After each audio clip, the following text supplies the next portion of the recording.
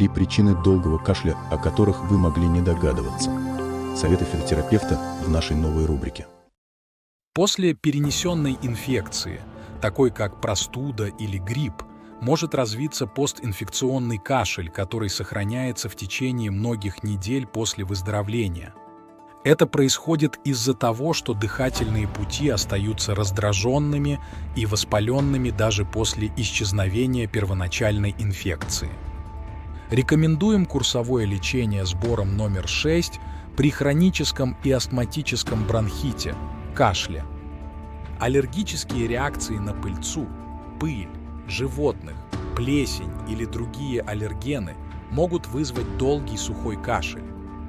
Необходимо устранить источник аллергии и пройти курсовое лечение сбором номер 29.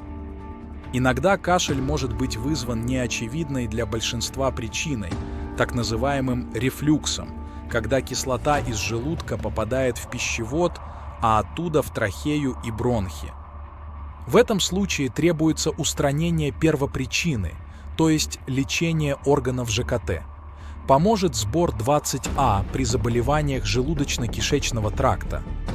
В любом случае, в первую очередь необходимо выявить истинную причину кашля, поэтому обязательно обратитесь к врачу для проведения диагностики. Ссылки на все упомянутые сборы вы найдете в сторис. После